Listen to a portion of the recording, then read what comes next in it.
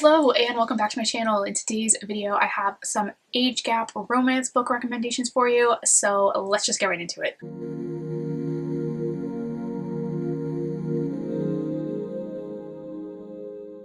The first book I want to recommend is called Unconditional by QB Tyler. This is my favorite QB Tyler book. This book follows Cal and Maddie. Cal is, when we start off like the story, Cal is 23, I think. He's a cop. He's just kind of starting his career, and they get a call for a murder-suicide, and he is one of the officers that goes to respond to this call. And they end up finding Maddie, who I think is like somewhere between 8 and 11, I want to say. And so she's definitely younger than him, like by quite a bit. But basically, obviously, Maddie's parents are gone, and Cal is there, and he is like the first person to sort of find her in the closet she's hiding in, and she just like will not let go of his leg. Like, she is like attached to him, literally, like will not leave him alone. And he ends up saying like, okay, I'll take her home for the night before we can get like the foster paperwork done to like find her a place to go. And he's like, I'll just keep her for the night because like she's not going with anybody else and whatever. And he ends up basically becoming her guardian because she just will not leave him.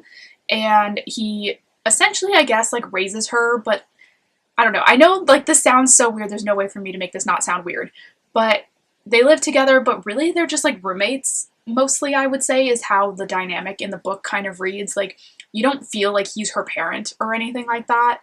Like, they just kind of live together, and she was, like I said, younger, but not like so young that she was like a baby. And like, obviously nothing happens until most of QB Tyler's books start when the girl is 17 and just about to turn 18, so that there's sort of like that dynamic of like, you really shouldn't want them together, but you're also, you know, they're going to turn 18 and then you know they're going to get together. So this book is like that as well. She's, I believe, 17 in this book. And I don't know, like I said, it is age gap because like he's definitely like a little bit older.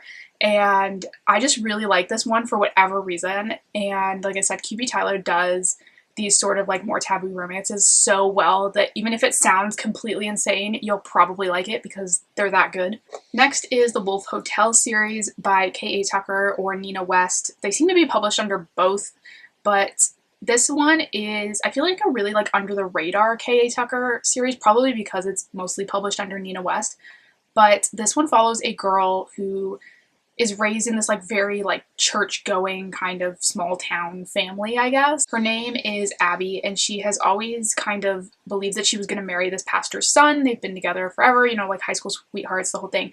And then he starts like sleeping around on her, and he kind of like says to her like, oh, I'm a guy, like I have to like sow my wild oats, but like you can't sleep with anyone because you just can't. Like, I'm going to do this, but then I'm going to come back to you and we're going to get married, and you can't have slept with anyone when we get married. And she's kind of like, yeah, like, I don't think so. And so to get away from like this whole mess of what he's like doing, she decides she's going to apply for this hotel job in Alaska.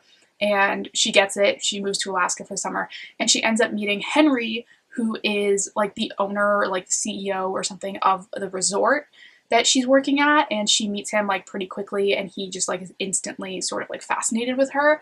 This is one of those series that it's very, I hate to use the word trashy because that almost makes it sound bad, but it's not bad. It's just like one of those really like addictive, like over dramatic, crazy kind of stories that has you like picking up the next book, even though you're like, this is like the weirdest thing I've ever read, you know, and you're still just kind of like can't stop reading it. That's kind of the vibe of this series. It's very fast paced. There's a lot going on. You know, you're constantly like moving on to the next thing.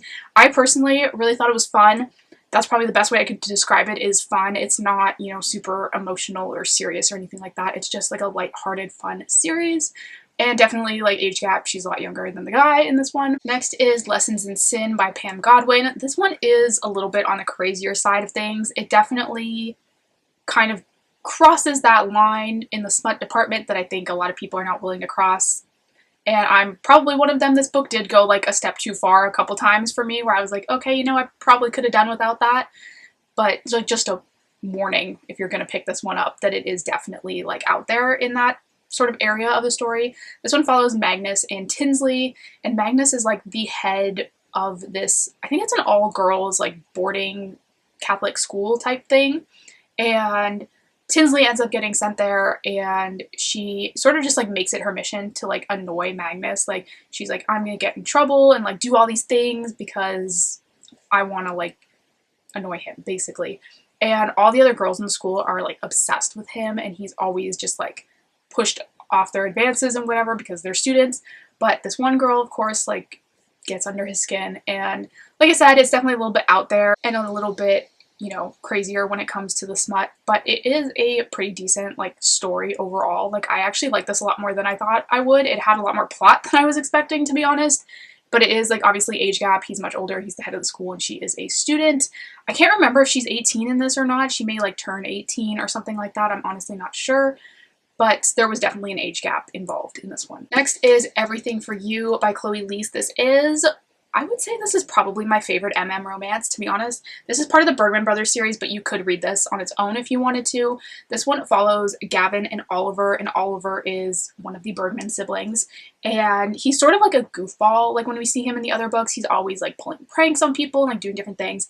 And Gavin is on his soccer team. This one reminded me a lot of Cate by Mariana Zapata, if you've ever read that book, because Oliver has always like kind of looked up to Gavin when he was younger. He was like his soccer idol, and now they're playing on the same team. Gavin is much older and sort of dealing with that, like being, you know, one of the older people on the team, and Oliver is like this young, like peppy, like happy-go-lucky kind of dude.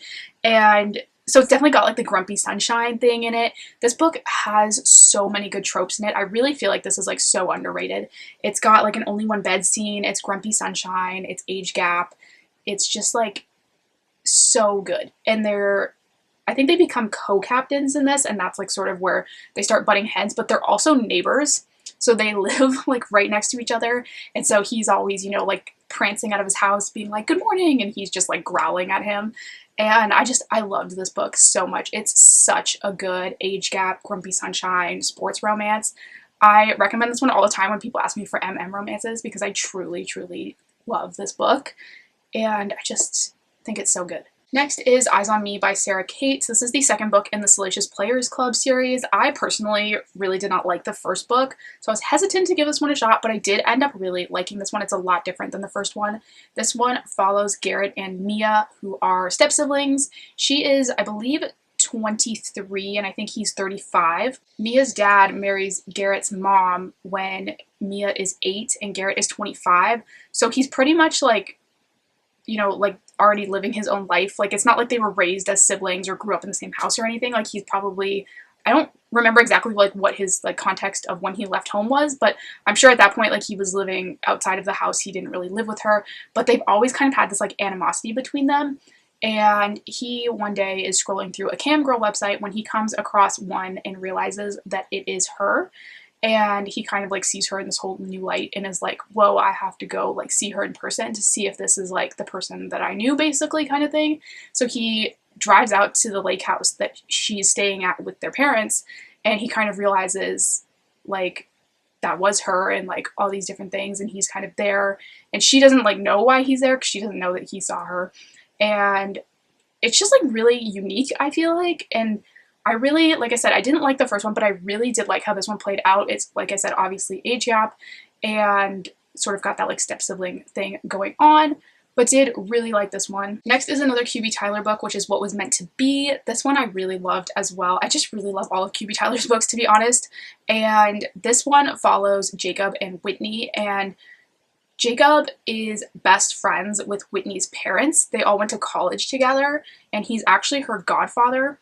And the two of them, I think, kind of have like this, you know, like little mini relationship, and then they split, and she kind of goes off and he goes off in his own direction. And now we're like a couple, maybe like a year or two later, and she is engaged to another guy, and Jacob is not happy about it. And things sort of go from there, but like obviously this one's a little bit crazier because, again, it's her godfather. She's known this guy her whole life. It's her parents' best friend. Like, they're obviously not going to support this and, like, all this stuff. And this one was just, like I said, so good. Like, I love QB Tyler's books, and she does, like, age gap, like, taboo and forbidden, whatever, like, so, so well. And this is another one that I really, really loved. Next is Part of Your World by Abbi Jimenez. This is actually a reverse age gap. So the girl is the older one in this one, And I really love this one. I'm such a sucker for like anything small town, and this one follows a guy who is from a tiny little town. It was very like Gilmore Girls-esque, where all the neighbors are like super nosy and in his business and like know everything that's going on. And this like city girl is like, I think he runs like a bed and breakfast or something, and she stays there, or she runs into him. I can't remember how they initially meet, but she ends up like spending a lot of time with him. And one of the things I really liked about this book with like the city country dynamic was that she wasn't super high maintenance. Like I kind of hate when they do the like city girl coming to a small town and she's like walking around a farm in high heels and whatever, and I'm like, okay, you're just being stupid. Like I really hate that, and this book didn't really do that as much, which I appreciated.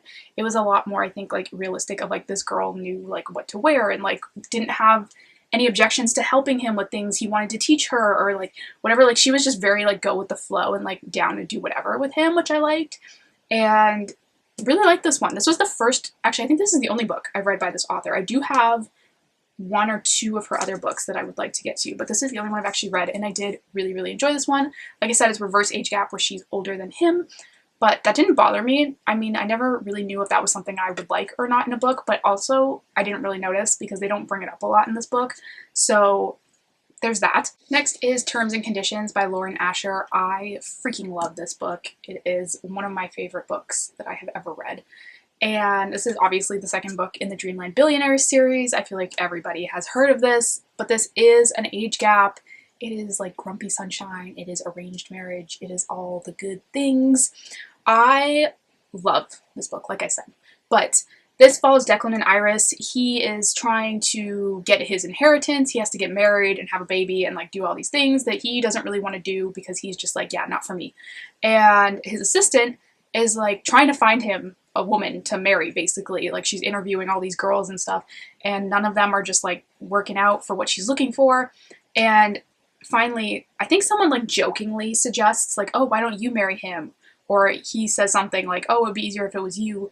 And she just goes, hey, like, that's not a bad idea. And they end up getting married, but he has like all these rules of like, okay, we'll do this, but we're not going to do this. And like, this is the schedule and this is how things will play out. And he's very much like, if I keep all these rules in place, like that will stop anybody from falling in love with anybody.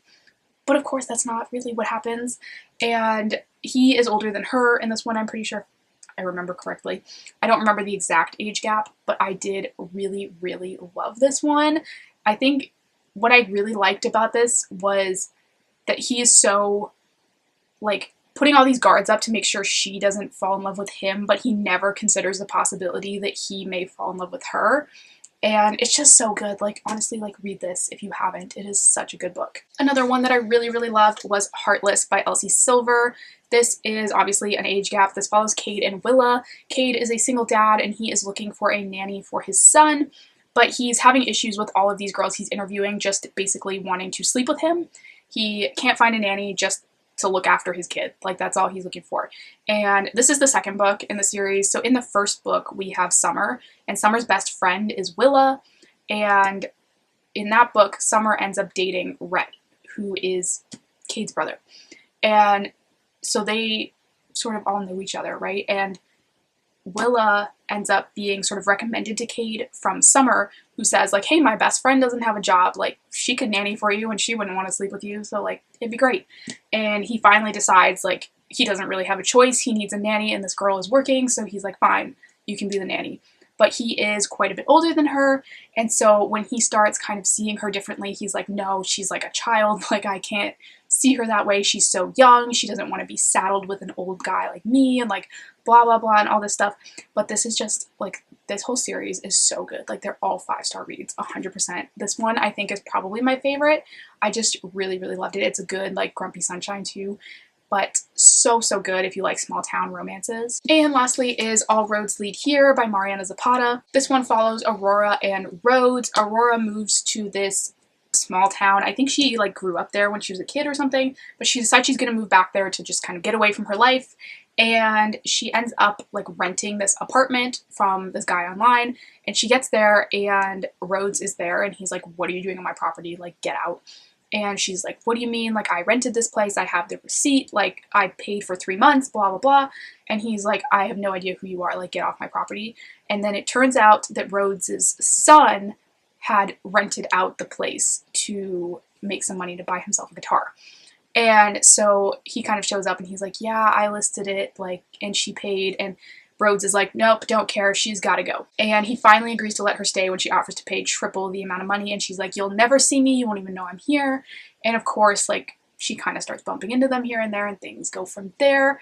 He is quite a bit older than her in this one. I don't remember the exact age for this one either, but there was definitely an age gap. But I did really enjoy this one. It's like Mariana Zapata, so it's like huge and a slow burn, but really, really good. So I did like that one as well. And those are all of the recommendations I have for you today. Thank you guys so much for watching. Don't forget to hit the subscribe button down below. I do new book videos every single week, and I will see you next time.